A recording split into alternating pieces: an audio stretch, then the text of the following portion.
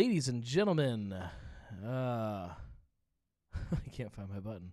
There we go. Welcome to the Weekly Pint. This is not a show, so when I do stuff like that and I can't find buttons or I mess things up, I'm not apologizing because it's not a show. If it was a show, it would be bad when I screw things up. But since it's just a happy hour and it's just an excuse for us to hang out, no apologies. It is what it is. But if you are new to this whole thing that we call the Weekly Pint, there is some explanation that needs put out there.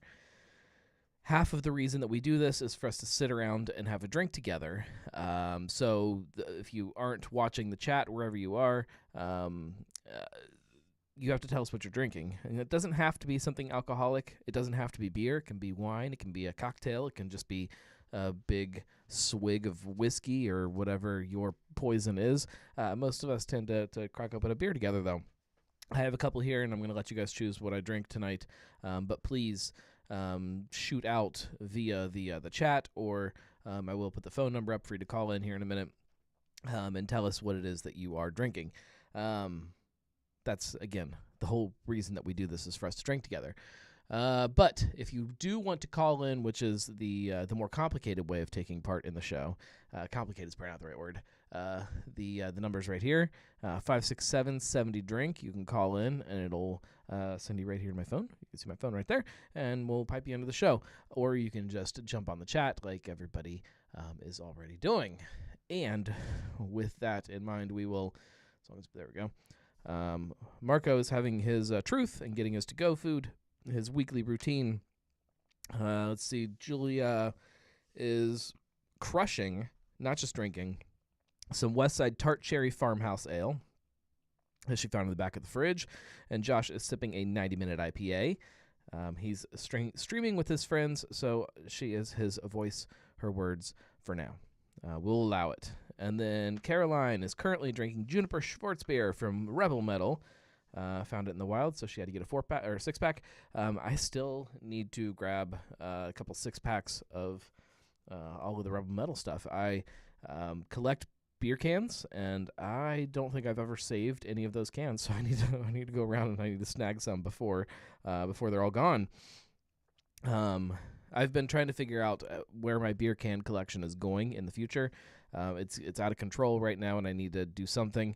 So I think I might start shifting the collection to just collect lager cans, which also means I still need Rebel Metal, but to get rid of some cans that I have laying around because I have so many beer cans in my house. Let's see. Chris is drinking Cincy Amber Waves Wheated Bourbon. I still have not tried that and want to. Let's see. Joe is currently doing some research for an upcoming .5, so she is also his voice, the same way that Julia is voice of Josh. Marco says who? I don't know.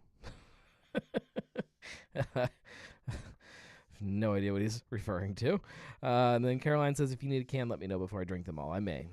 I'm still hoping I can find a 6-pack of each of them in the wild, but that may be getting difficult now. But I'm gonna do what I can. I've been to in the last couple days. I've been to several different bottle shops, including Higher Gravity.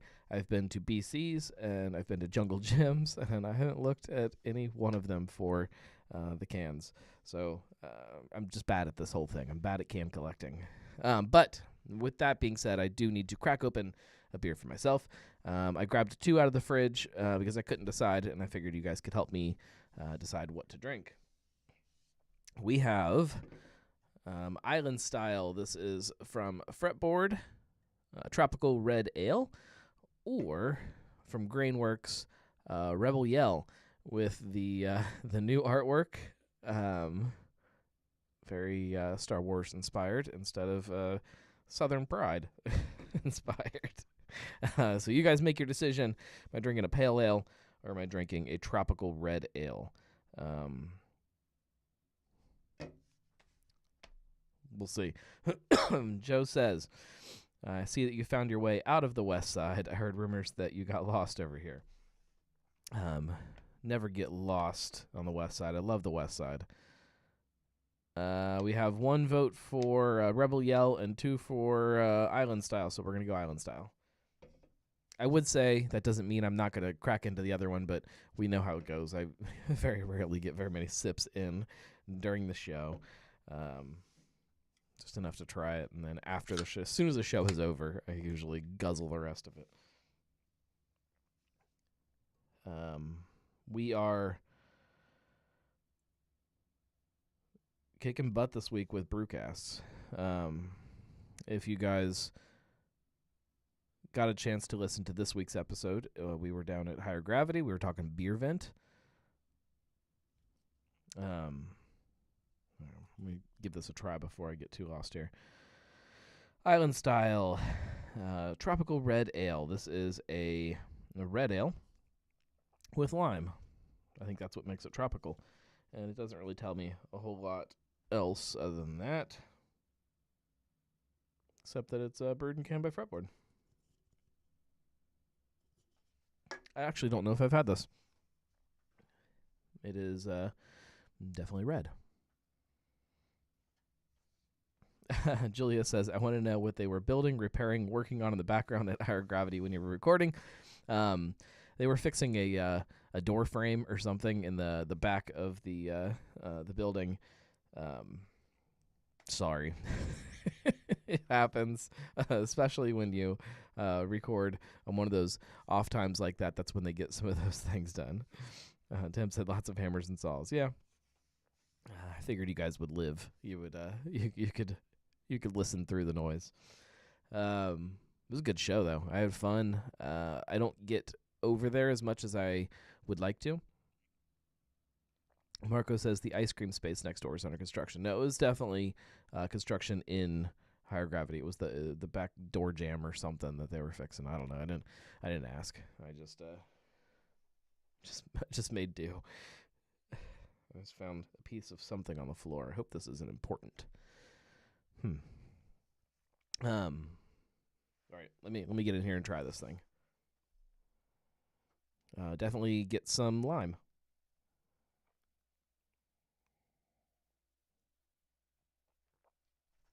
Yeah, it's a red ale with lime. It's good. Very tropical. I could drink a whole bunch of that. That's good. There's not a ton going on. It's just super refreshing, light, crushable. I guess exactly what they're going for. So yeah, we talked this week on the Brewcast. We talked about beer vent. As much as I'm not ready for winter to happen yet or ever, I'm really not a big winter fan. It is time to put the pre-orders in for your beer vent calendars. So I wanted to make sure I got the show out so that you guys all remembered. I know most of you are definitely not going to forget about beer vent season, especially the folks that regularly listen to this show. So you're probably not the people that I'm referring to, but for anybody that listens to the podcast that might forget, I didn't want that to happen. So I thought it was a good week to sit down with them and talk not just about beer vent, but we haven't really sat down and got a chance to chat since they opened their second location over there in Blue Ash. So it was good timing to do that. Joe says, what's with all these Christmas and July celebrations? I want it to be summer, not winter. You can have Christmas in July and still celebrate summer. You could still, enjoy the summer, even though you're having fun with it. But I don't want to be reminded that Christmas is coming at some point, that we are halfway there. As much as I love beer vent season, I'm not ready for it.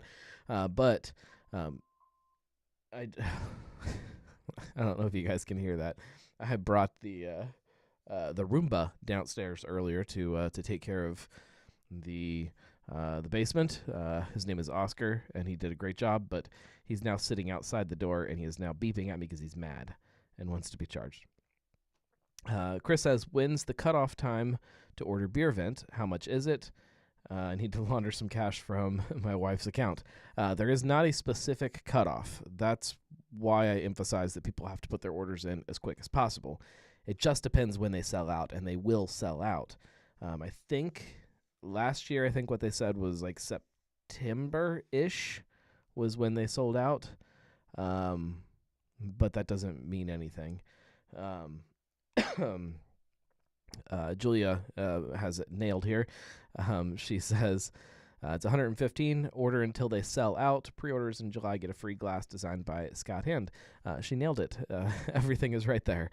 You can click the link in the show notes from this week's Brewcast, and I think I put it in there, right? I think I remember to put it in the show notes. If not, I'll fix that.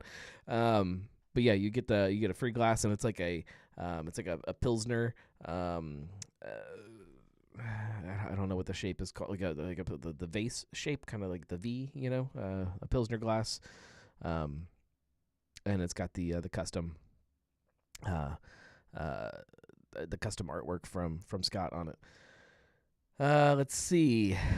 Julie says, "Take that, David." Yeah, no, we don't have David this week. And Chris says, "Damn, someone loaned me 110." There goes Julia, scaring David away again. David's done a good job lately. We're cranking along with some stuff. We're back on track, and not only do we have brewcasts scheduled, we have brewcasts recorded. We have this week done.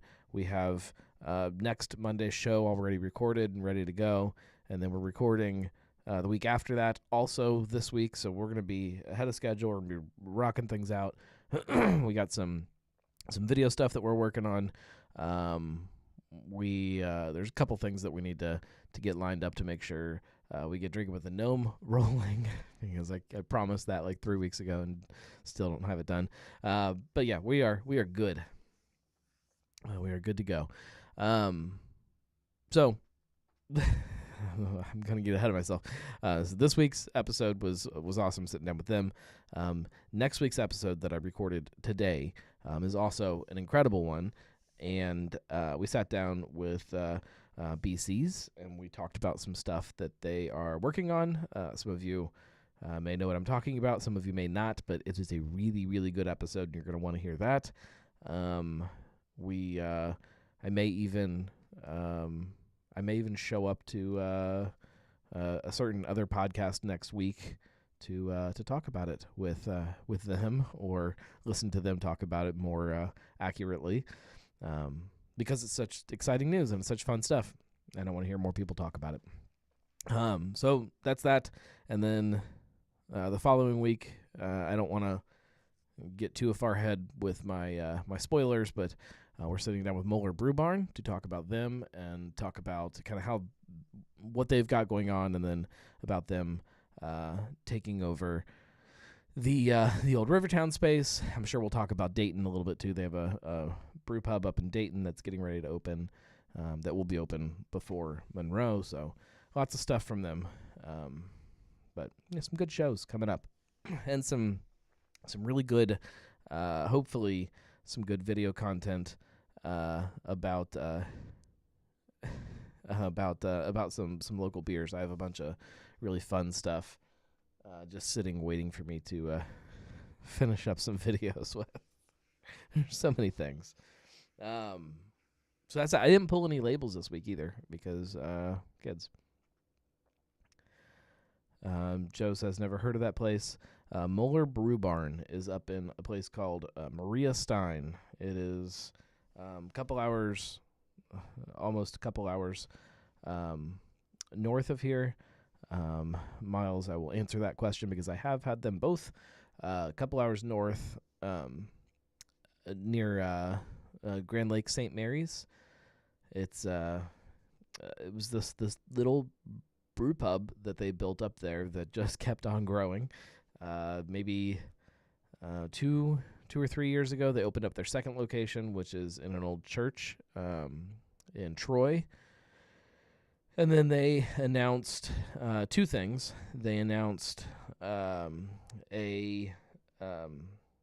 big brew pub in downtown Dayton, and then they announced plans to do a production facility that kind of fell through.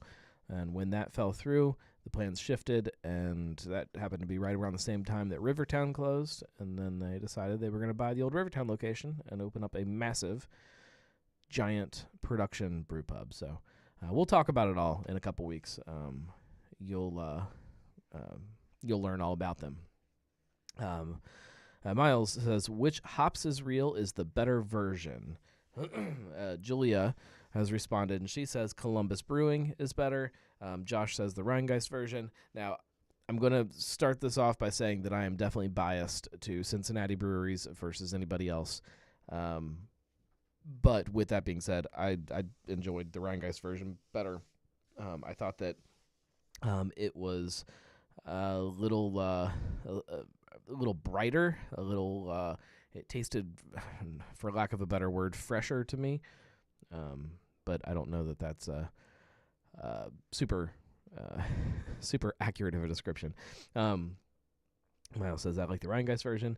I thought it was better, but I'm approaching that knowing that I'm biased to local breweries. I would like to try them blind next to each other and see if I still have that same opinion.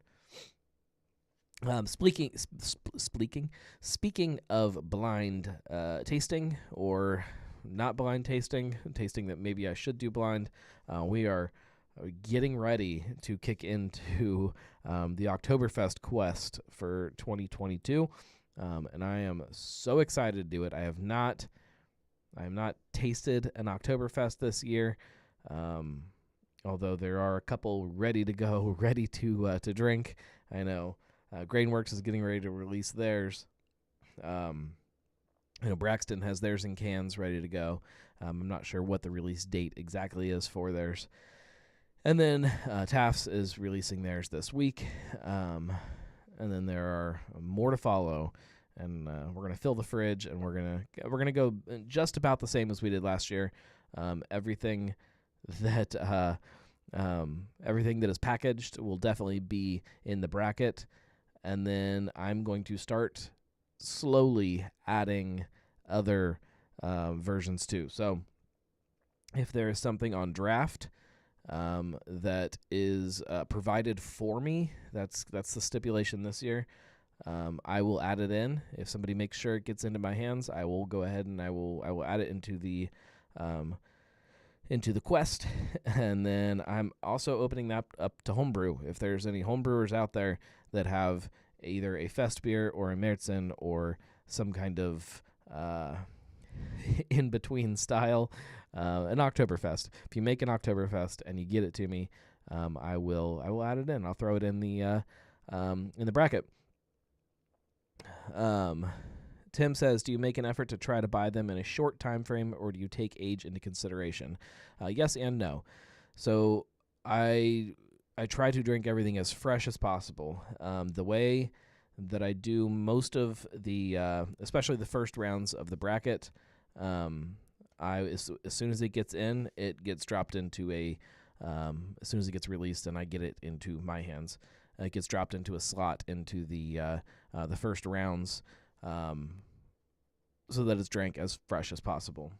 From there, if it gets into some of the further rounds, and if they are still releasing new batches of it, there is a chance that I will try to go grab more to add that into the later rounds of the bracket to keep it as fresh as possible. With that being said, most of these, so it's July right now. Usually, this is done by the beginning of October. I'm of the opinion that there is not a lot of detrimental effects to an Oktoberfest that sits for 90 days. I understand that people will disagree with that, but so yes and no. There may be some that will sit possibly until the very end, but usually I try to keep them as fresh as possible. Let's see. Caroline says, if you need guest judges, I know a family that owns authentic Bavarian costumes. Marco says, Julie and I are happy to help with the quest. Greg says, glad you got to talk to Brian at BC's. Big news with their yakety yakety yak. That's a secret still. You have to listen to next week's Brewcast. Chris says, me, you, the garage, and every Oktoberfest we can get. And we drink and we don't stop till someone finishes them all. That's actually the best part about Oktoberfest Quest. Is that at the end, there is still so much Oktoberfest left over, and I have an entire fridge full of Oktoberfest. There may be an opportunity for some people who are friendly with the gnome to come over and drink some Oktoberfest beers. Let's see. Marco says, let me know. I will ask off from my jobs to be there. Or will you and the gnome do this on vacation together? We might take an Oktoberfest vacation. Tim says, my palate is that discerning either. I'm assuming you're talking about the age thing. There are not a lot of beer styles that I think age as gracefully as an Oktoberfest, a good Oktoberfest does. With that being said, there are some that drop off very quickly, and I think that is another reason for that Oktoberfest to get knocked down a few pegs in the competition. Let's see. Caroline says if they do it on vacation, all video must be of them trying the beers on the beach in Speedos. That could be arranged. I don't think I've ever drank an Oktoberfest beer on a beach. Julia says, not Oktoberfest related. Are you going to try to get to hops in the hangar? I don't know yet. It's not something that is on my calendar right now. Is something I have to get to.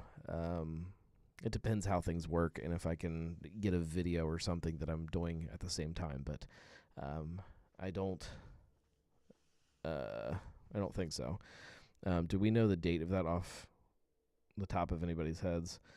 Let me see here. Because that is August 20th. As I can tell you if I'm definitely not going to be there. No, I don't have anything else going on right now. So there's a chance, but it's not high on the priority list right now. Marco says same day as Beerfest at TQL. What is TQL? TQL. Miles wants to know the best brewery that you visited in West Virginia. That is a very hard question. So, for a lot of different reasons, but there are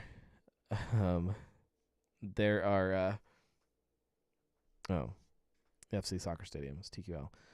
I'm sorry, I'm not a soccer guy. I knew that was going on, but I didn't know that's what it was. Going back to the West Virginia question first. I think that so the brewery that I enjoyed the beer the most would be Big Timber. I thought their beer was the best, and I had a great time there drinking that beer. The brewery that I liked the tap room the most, and this is controversial, but I liked the what's the place called? The Mountain State. I thought that was the coolest tap room that I was in. And then the place that I thought we got the best service and I liked the people the most would be the Screeching Owl. Those were my top three for very different reasons for each of them. Best answer that I can give. I liked the screaming or the bag of screaming bag of goats, whatever it was. The Brett Pale Ale or whatever it was. I thought that was a fantastic beer. I'm sad that it's all gone here from my house, but it's hard to figure out when somebody says what's the best this. There's so many different criteria that kind of factor into that that makes it hard to choose. But you asked me again in 6 months, and there's a good chance I would have a different answer. So there's that. Also, recently, this last week, we brewed this year's batch of Big Sis. We went back to the original location down at Braxton, Covington, and we brewed the original beer, like to the point that they went back and dug out the old brew sheets. What I heard was that it took a very long time to find the old brew sheets, but they found the exact brew sheet and pulled it out to make sure we brewed the exact same recipe, and we did. And, we is a very loose term. We drank beer and ate donuts and cheered while other people made the beer, basically. So it was fun, though, and I am really, really, really excited to tap this year's batch. It is a style that I love, and this is done in the absolute right way. I will definitely let everybody know when we have a date for the event. Julia says, I can't wait to try it. I can't wait for you guys to try it. Chris says, sorry we couldn't make it down. That's A-okay. It was a little chaotic getting the schedule figured out there. Caroline says that's the real joy of brewing, watching someone else do all the work while you enjoy their spoils. That's right. It's funny to see the difference of the process at different places. Braxton definitely has things down to an absolute science at this point, and usually I would just get in the way if I'm helping out with something. It's pretty crazy. Miles says, any news on anyone taking over the Rebel Metal location? I've heard that there are definitely people that are kind of interested in it, but I think people are still a little weary. I think there are a lot of people that are under the thought that the location failed because of where it is. So I don't think there's a lot of places that are just eager to jump into it. It's the impression that I get. I don't know that that's super accurate, and somebody else may disagree with me, but that's my impression of it. I guess I could talk about this. We don't have the date absolutely set in stone yet, but we did meet about this year's Beer, Booze, and Bonks, so that is definitely happening. We did briefly discuss the idea of possibly changing the name, and make it a little more gnome-centric, but I don't know how I feel about that. But we talked about that, and the festival is now officially in planning, so stay tuned for details on that. Tim says, how about Cincy representing in that U.S. beer competition? Yeah, they kicked butt. This city is really awesome, really special. There's big things happening, and it doesn't surprise me to see in these competitions when we do as well as we do. I'm excited to see what happens this year at GABF. I have very high hopes for some people to win some medals, especially some people that maybe haven't brought home medals before. It's going to be fun. It's going to be a fun festival year, is my guess. Let's see. Julia says, when a brewery closes, what happens to any beer that's in the tanks that was in the process of being made, or does that just vary per situation? It varies per situation. It depends on how they're closing and that kind of thing. I assume that in the case of Rebel Metal, there was probably still some that was canned to get it out, possibly, but I don't know that for a fact. There are some places that really just close the door and leave it all just there. It depends. I can't answer a specific for everybody. I can definitely say in some instances there is a lot of beer that's just left in the building. We'll put it that way. But I don't know for Rebel Metal what the case was. Marco says, Binks, Boinks, and Boobies. Miles wants to know who won what. That is a long list, but I will answer it for you.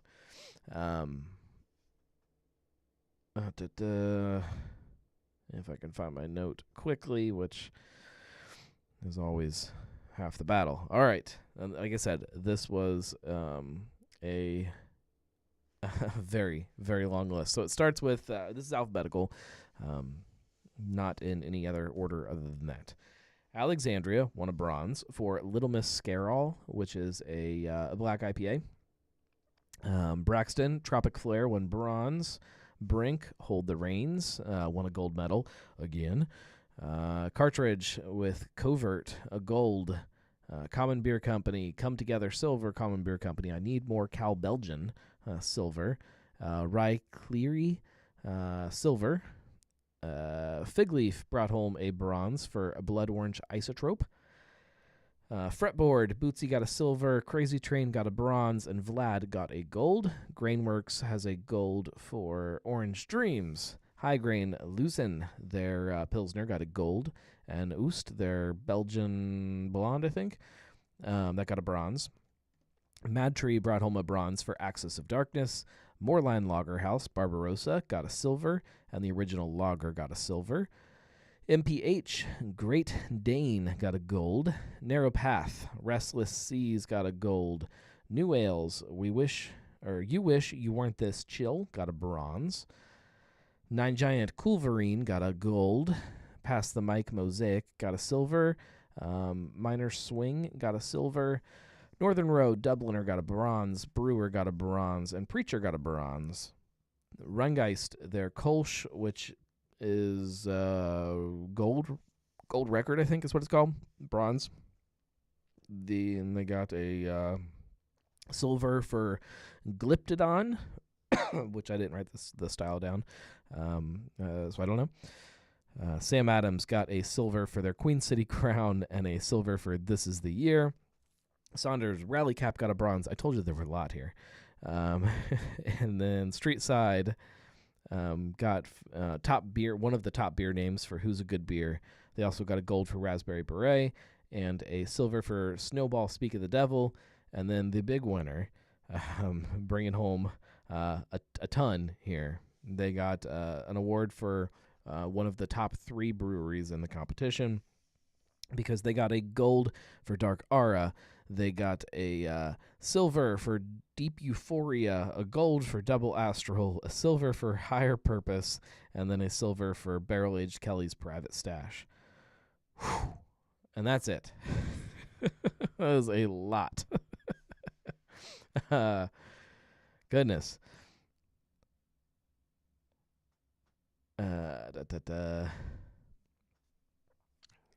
Let's see. Joe says they board up the building and then 100 years later, Brett Coleman Baker and Mike harvest the wild yeast. That's funny.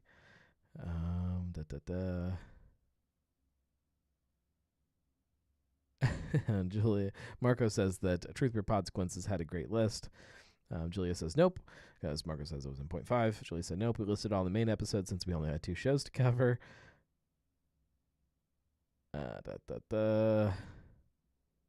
Okay, heard a cough. Yeah, I'm fine. I'm not dying. Caroline says since you represent. Tim says that Kelly kills it in competitions. It is kind of shockingly amazing how well he does in competitions. And it's what's interesting to me is that it's not like he's just entering the same beer. Like, these beers do evolve, and I think that to me is the most interesting part of it, is that he's able to take a recipe and keep improving on it, and it still keeps winning medals. It's fascinating to me. It's in fun styles. It's incredible stuff. Him and his brew teams. And his different places that he's been at do a really great job. I did stop in there the other day. I was on the way home and decided I needed to drink me some English mild.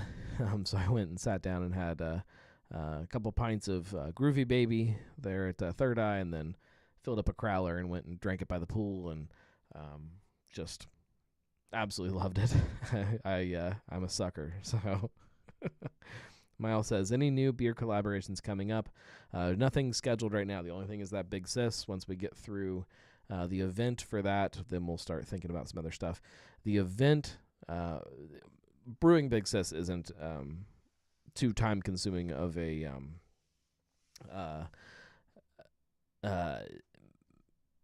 process. You show up, you make it, you drink some beer, you go home. But the event itself is absolute chaos putting it together. Especially this year, we're going to try to go back and try to make it big again the way some of those first years were. Lots of raffles, lots of silent auctions and that kind of thing, and try to raise a bunch of money for some charities, or charity, I guess, is probably the smarter way to do it, to get a bunch of money for charity, and drink a bunch of beer together. So that event is going to take up a lot of free time and a lot of bandwidth. So that's all that's on the calendar right now. Marco says collaboration between Brewdog and their lawyers. Caroline says, I've never had a beer of his that I didn't enjoy, even if I don't like the style. I think I agree with that. We're talking about, assume Kelly at Third Eye. Tim says, about 2 months ago, I had the opportunity to discuss his process of dialing it in. It's interesting to say the least. It is fascinating. Absolutely fascinating. Julia says, fuck Brewdog. Okay. I will allow. Miles wants to know, is platform OTR officially RIP? I have not marked it that way yet. Their official response right now is that they are reevaluating how to use the space. So that means it's not officially closed. Officially. However, there are other places that might be closed that I have not marked yet. That I'm still waiting to get official response. Nowhere that anybody's going to be too crazy upset about, but also the news came out this week that Just Frites, the food at Listerman, is officially not at Listerman anymore. I don't know what's going on there, but that's kind of sad to hear, because I was really enjoying it. I know that they'll land somewhere else, and hopefully it'll be somewhere that's a brewery. But and kind of on that topic, jumping a little bit, Grainworks finally announced their food partner. They have Mama Bear's Mac and Cheese is going to be opening up a kitchen there in Grainworks. I know that they have been just desperately needing to get some kind of food option in there, so that'll be nice for the folks up in Westchester. Caroline says that was a weird one because it sounded like they already had a place to move to. I assume you're talking about Just Frites.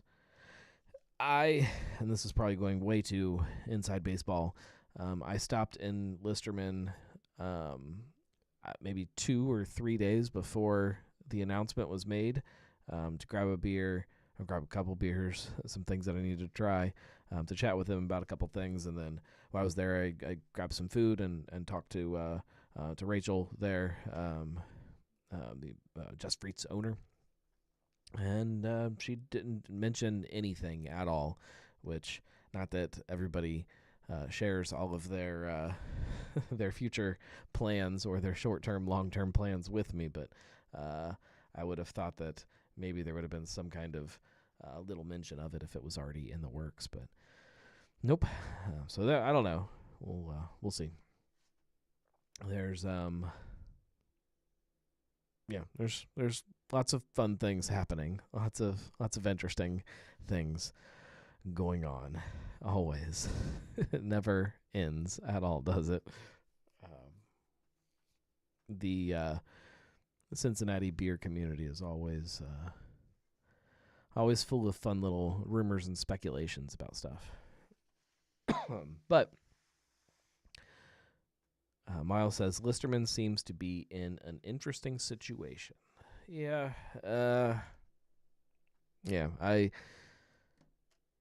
I'm torn sometimes about trying to understand what exactly is going on with Listerman. Depending on who you talk to, there's always a different thought or a different opinion on it. It's hard sometimes wrapping your mind around everything and getting a good picture of it.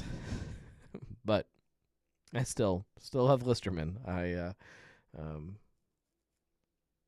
We'll see. I really wanted that German beer hall. I'm still a little upset about that. But we are 40 minutes into the show, so we're going to start winding it down here, unless there's anything else that anybody else wants to talk about before we do that. There's lots of fun stuff coming up, guys. Stay tuned. I'm trying to get things lined up and happening the way they should.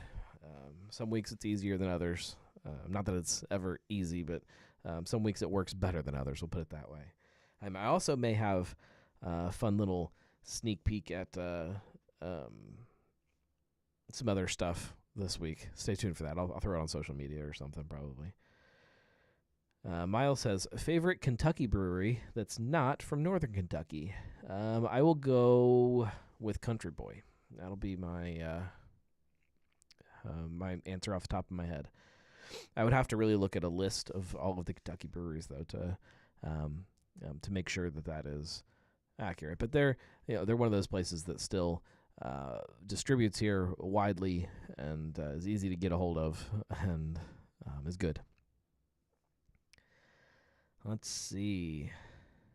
I mean, there's some good stuff. Caroline says you can always drop some stuff on Patreon. That's true. I need to get better about that. Miles says they have a location in Northern Kentucky. Does that qualify? Is that really Northern Kentucky? Where's the line for Northern Kentucky? How far away does it have to be before it becomes not? I assume you're talking about Country Boy.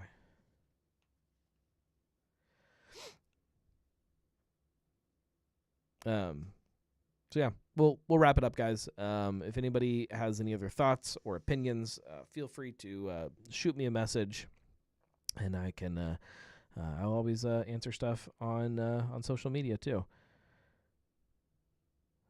John says that Georgetown is an hour away from Northern Kentucky.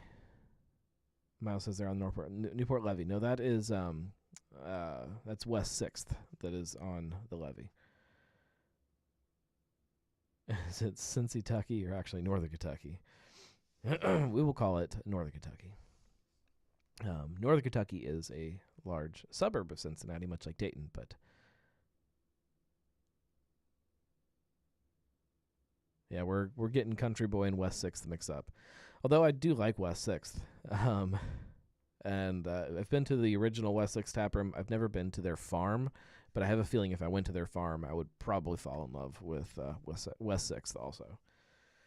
All right, let's wrap this up. I still don't have the new theme music for the weekly pint on the thing. John says, I wish they were up here. I've heard rumors that might not be out of the question at some point in the future. Tim says, have you been to Hamiltucky lately? I have. I stopped out at, not that we should probably call it Hamiltucky anymore. That place is kind of incredible. I stopped out at Municipal, when was that? Like a week or so ago to drink some of the watermelon blonde. And I will be out in Hamilton tomorrow morning to take pictures of some stuff that you guys would like to see. So that's the little sneak peek that I might have been referring to before. So stay tuned for that, because it's going to be some good stuff. Because there's always something exciting in Hamilton, which that sentence I never thought when I was growing up here in Fairfield that I would ever be able to say, but I can. So it's exciting. Thank you guys very much. We will be back next week. Miles says we need a brewery in Oxford. Yes, I agree. Phone is ringing, but we're wrapping up the show, so sorry. More Hollow Earth Monument picks. It might be more exciting than that. If you guys really like this show and you want to keep supporting it, the easiest way is to go to thegnarlygnome.com/support, and that helps a lot. Cheers, everybody. We will talk to you next week.